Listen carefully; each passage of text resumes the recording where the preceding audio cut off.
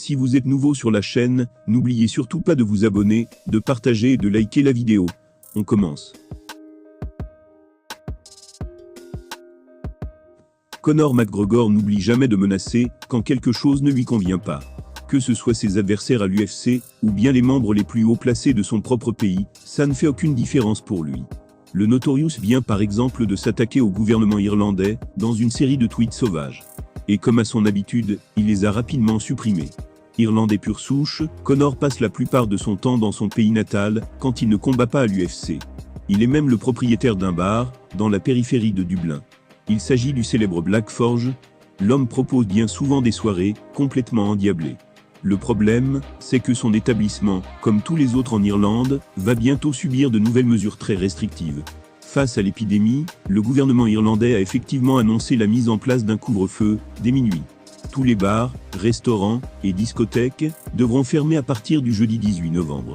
Fou de rage après l'officialisation de cette mesure, McGregor s'est lancé dans une série de tweets enflammés. Il a émis de vives critiques à l'encontre du gouvernement de son pays, notamment le vice-premier ministre Leo Varadkar, le premier ministre Michael Martin, et plus généralement le NPHET. Il s'agit de l'organisme de santé publique en Irlande. Des propos tellement violents que le Notorious les a très vite supprimés pour éviter de s'attirer trop d'ennuis. Le média Irish Mirror a cependant pu conserver une bonne partie de ces messages, dont voici les traductions en français. Je suis frustré par ces nouvelles restrictions en Irlande. On a fait notre part du travail, et on a suivi les règles. Le NPHET nous a dit le mois dernier qu'on avait presque vaincu le virus. Et pourtant on revient à nouveau en arrière. Tout ce qu'on demande c'est de la clarté, on n'en a absolument pas, depuis le début de cette pandémie. L'Irlande et son peuple est l'un des pays avec un taux de vaccination élevé. Après avoir enduré le plus long confinement de l'histoire du monde libre, nous ne sommes pas à blâmer pour le manque de ressources de notre système de santé. Ce sont les membres du gouvernement qui le sont. Presque 3 ans avec la confiance du peuple, et maintenant ça, l'Irlande va se soulever.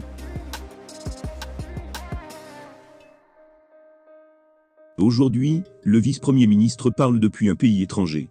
Il se permet de blâmer les non-vaccinés.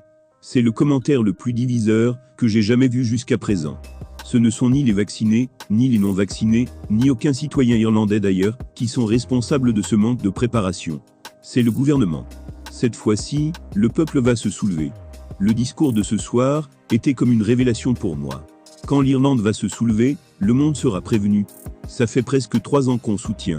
On s'est mobilisé à maintes reprises, on a fait bien plus que ce qui nous était demandé.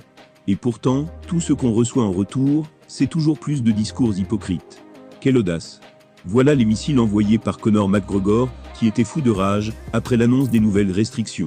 Mais face à un adversaire plus puissant que lui, le Notorious a préféré faire machine arrière, pour éviter toute complication. Surtout qu'il appelait quand même à une révolte en Irlande.